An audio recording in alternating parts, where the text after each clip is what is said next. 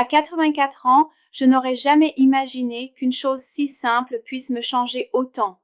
Pendant plus de 10 ans, j'ai vécu avec la douleur, d'abord dans les genoux, puis dans les mains, et plus tard dans le dos. C'était une douleur qui ne criait pas, mais qui me suivait partout. Dès le réveil, je la sentais, comme une ombre qui marchait avec moi à chaque pas. Elle me rendait plus lent, plus incertain et, pour être honnête, plus fatigué de tout. J'ai consulté des médecins, des physiothérapeutes, pris des comprimés promettant un soulagement. J'ai essayé des injections, des pommades, des exercices et des étirements. Parfois, je ressentais une légère amélioration, mais je revenais toujours au même point. Un jour, après une nuit difficile, assis en silence, j'ai pensé que cette douleur serait ma compagne jusqu'à la fin. Je l'ai acceptée, résignée. J'ai pensé, c'est ça, vieillir. Mais ce n'était pas le cas. Quelque chose a changé. Il y a quelques jours, j'ai entendu parler d'une recette simple à base de curcuma, une épice que j'avais à la maison depuis des années, oubliée dans un vieux pot. J'étais sceptique, bien sûr. Comment quelque chose d'aussi commun pouvait-il faire une différence après tout ce que j'avais essayé? Mais je me suis dit, tu as tout essayé, qu'as-tu à perdre? Alors, je l'ai fait. J'ai préparé le mélange, je l'ai bu, et en seulement 4 jours, la douleur a commencé à diminuer comme jamais auparavant. Elle n'a pas complètement disparu, mais suffisamment pour que je réalise que mon corps avait encore quelque chose à dire. C'est pourquoi je suis ici aujourd'hui. Je veux vous raconter exactement ce que j'ai fait, comment je l'ai préparé, pourquoi je pense que ça a fonctionné et comment vous pourriez l'essayer aussi. Parce que si cela a apporté du soulagement à quelqu'un comme moi, qui pensait n'avoir plus rien à essayer, peut-être que cela peut vous aider aussi. Avant de tout vous raconter, j'aimerais vous connaître un peu. Dites-moi dans les commentaires, quel âge avez-vous et de quel pays venez-vous? J'aimerais beaucoup vous lire. La douleur constante et la recherche d'un soulagement. Tout a commencé avec une légère gêne dans mon genou gauche. Ce n'était pas grave, juste une petite douleur en montant les escaliers ou en me levant d'un fauteuil. Je pensais que c'était temporaire, quelque chose qui vient avec l'âge. Mais au fil des mois, la gêne s'est transformée en douleur et la douleur est devenue une compagne quotidienne. Puis ce fut l'autre genou, ensuite les hanches et enfin mes mains. J'avais du mal à tourner une clé dans une serrure, à ouvrir une bouteille ou même à boutonner ma chemise. Mes doigts étaient raides le matin, comme s'ils appartenaient à quelqu'un d'autre. J'ai commencé à éviter des mouvements que je faisais sans réfléchir, et je me suis retrouvée à marcher plus lentement, plus prudemment, toujours en regardant le sol, comme si j'avais peur de tomber. Dormir est aussi devenu un défi. Je me réveillais plusieurs fois par nuit, cherchant une position qui ne faisait pas mal. Parfois, je dormais 2 ou 3 heures d'affilée. D'autres fois, je restais allongée, attendant en silence que la nuit passe. À l'aube, j'avais l'impression de m'être épuisée plutôt que reposée.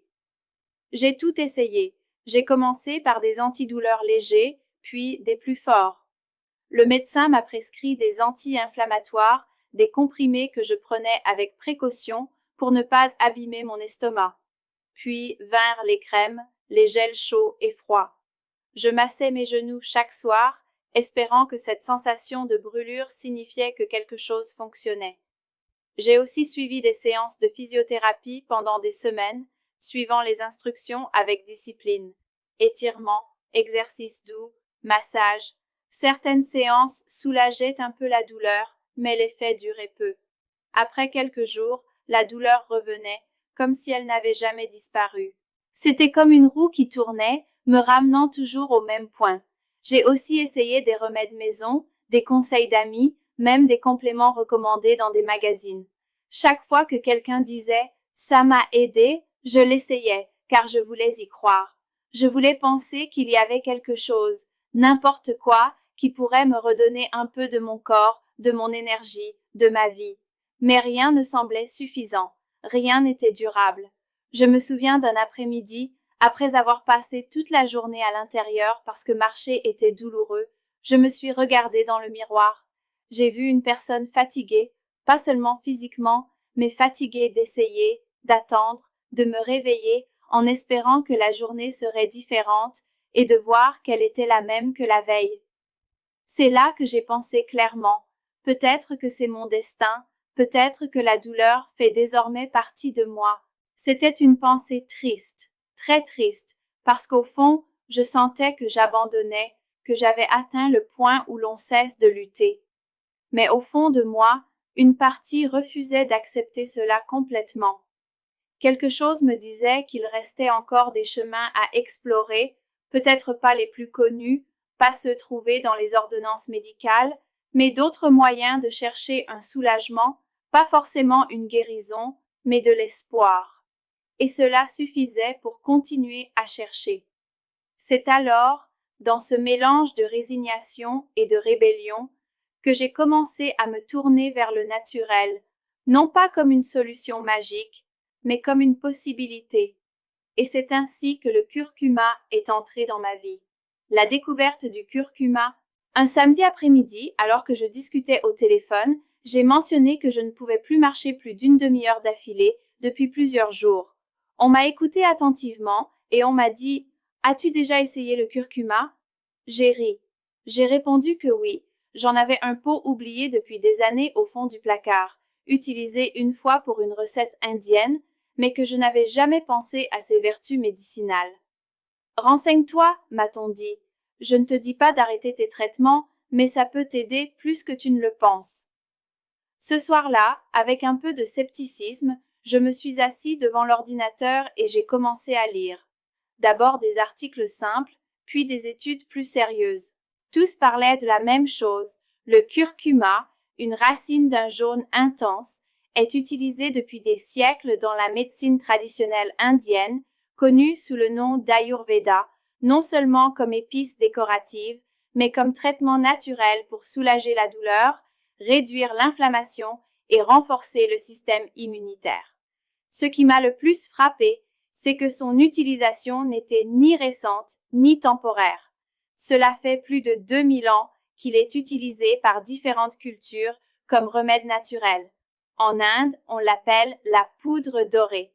En Chine, il a été utilisé pour traiter des douleurs articulaires aux troubles digestifs. Aujourd'hui, même la médecine moderne commence à reconnaître ses bienfaits. J'ai lu qu'un composant appelé curcumine, le principal ingrédient actif du curcuma, est responsable de ses effets anti-inflammatoires. J'ai appris qu'il agit en bloquant certaines molécules dans le corps qui provoquent une inflammation chronique, celles qui causent les douleurs articulaires, la fatigue et d'autres maux liés à l'âge. Au début, tout cela semblait trop beau pour être vrai. Comment quelque chose d'aussi commun pouvait-il avoir autant de pouvoir? Je me demandais si ce n'était qu'une mode passagère, une de celles qui vont et viennent. Mais ensuite, j'ai trouvé des déclarations de médecins qui m'ont fait réfléchir. L'un d'eux, dans une interview simple, a dit « Le curcuma n'est pas un remède miracle, mais c'est l'un des anti-inflammatoires naturels les plus complets qui existent. Pris correctement et régulièrement, il peut avoir des effets réels sur les personnes souffrant d'inflammation chronique, comme beaucoup de personnes âgées. » Il ne parlait pas de solution magique, il parlait de quelque chose de réel, d'ancré, qui pouvait compléter ce que l'on faisait déjà pour sa santé. Cela m'a donné confiance. Je suis retournée au placard. J'ai retrouvé le pot de curcuma avec sa couleur vive et son odeur particulière. Je l'ai sorti, posé sur la table et regardé comme si c'était la première fois. Ce soir-là, j'ai décidé que j'allais essayer. Je n'étais pas excitée, je n'attendais pas de miracle, mais je ressentais quelque chose que je n'avais pas ressenti depuis longtemps, de la curiosité. Et parfois, à ce stade de la vie, la curiosité est le premier pas vers l'espoir. Pourquoi le curcuma fonctionne? Une explication simple. Le curcuma est une racine, très similaire en forme au gingembre, mais avec une couleur jaune intense qui tache tout ce qu'elle touche. Il est utilisé depuis des siècles comme assaisonnement, mais aussi comme remède naturel. Ce que beaucoup ignorent, c'est qu'à l'intérieur de cette racine se trouve un composant très particulier appelé curcumine, qui lui confère ses propriétés anti-inflammatoires. La curcumine agit directement sur les processus du corps qui génèrent l'inflammation. Pour le comprendre simplement, l'inflammation est une réponse naturelle de notre corps. C'est ainsi qu'il se défend, par exemple, en cas de blessure ou d'infection. C'est ce qu'on appelle l'inflammation aiguë, et c'est une bonne chose, nécessaire. Elle dure peu de temps et aide à la guérison. Mais le problème survient lorsque l'inflammation ne s'arrête pas, lorsque le corps continue d'envoyer des signaux d'alarme, même lorsqu'il n'y a pas de danger réel. C'est ce qu'on appelle l'inflammation chronique, et c'est elle qui peut affecter les muscles, les articulations, le système digestif et même le cerveau. Avec le temps, elle devient une sorte de feu lent qui vous use sans que vous vous en rendiez compte. Beaucoup de personnes âgées vivent avec ce type d'inflammation. On s'habitue à des douleurs légères mais constantes, à une fatigue inexpliquée, à des gonflements dans les mains ou les jambes. On ne fait pas toujours le lien avec l'inflammation, mais dans la plupart des cas, elle est là, silencieuse, agissant tous les jours. La curcumine peut bloquer certaines protéines qui provoquent cette inflammation et ce faisant, elle réduit la sensation de douleur, améliore la mobilité et aide le corps à retrouver un état plus équilibré. Elle le fait progressivement, sans effet agressif, sans attaquer l'estomac et sans créer de dépendance, comme le font certains médicaments. Ce n'est pas que le curcuma remplace un traitement médical, mais il peut être un autre outil, un allié. Et dans de nombreux cas, il fonctionne là où d'autres traitements n'ont pas réussi, car il ne vise pas seulement à apaiser une douleur momentanée, mais à agir sur la cause. De plus, chez les personnes âgées comme moi, les effets du curcuma sont particulièrement précieux. À notre âge, le corps devient plus sensible et ne répond plus de la même manière à certains médicaments. En revanche, les remèdes naturels, s'ils sont utilisés correctement, ont tendance à être plus doux. Ils ne sont pas invasifs, n'épuisent pas le corps et peuvent être intégrés dans la routine quotidienne. Je me souviens d'avoir lu une phrase qui m'a marquée. Le curcuma ne fonctionne pas comme par magie, il fonctionne comme la nature, lentement, profondément et constamment. Et cela résume tout. Ce n'est pas de la magie, c'est de la science et de la constance. Comment j'ai préparé la recette, étape par étape. Après avoir lu et relu, j'ai décidé qu'il était temps d'essayer. Je ne voulais pas compliquer les choses, ni utiliser des ingrédients difficiles à trouver. Alors, j'ai cherché une recette simple et naturelle, adaptée à ce que j'avais à la maison. Voici comment j'ai préparé ce qu'on appelle souvent le lait doré. Les ingrédients: une cuillère à café rase de curcuma en poudre, une petite pincée de poivre noir moulu, une tasse de lait végétal non sucré. J'ai utilisé du lait d'avoine, mais ça peut être du lait d'amande, de riz ou même du lait de vache si vous n'avez pas d'autre option. Une demi-cuillère à café d'huile de coco, de l'huile d'olive extra vierge peut aussi convenir. Un petit morceau de gingembre frais râpé, facultatif mais recommandé. La préparation est simple. Dans une petite casserole, j'ai versé la tasse de lait végétal, j'ai ajouté le curcuma, le poivre, le gingembre et l'huile. J'ai mis le tout à feu très doux, en remuant avec une cuillère en bois pour que ça ne colle pas au fond. Je n'ai pas laissé bouillir, je l'ai juste chauffé jusqu'à ce qu'il commence à légèrement fumer, et je l'ai maintenu ainsi pendant environ 5 minutes en remuant constamment.